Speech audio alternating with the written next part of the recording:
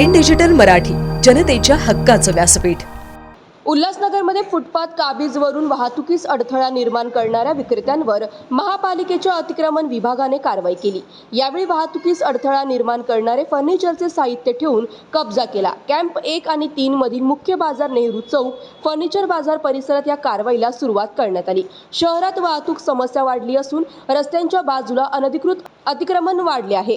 वाहतूक सुरळीत सुरू राहावी म्हणून ही कारवाई करीत असल्याचे महापालिका प्रशासनाकडून सांगण्यात आले आहे।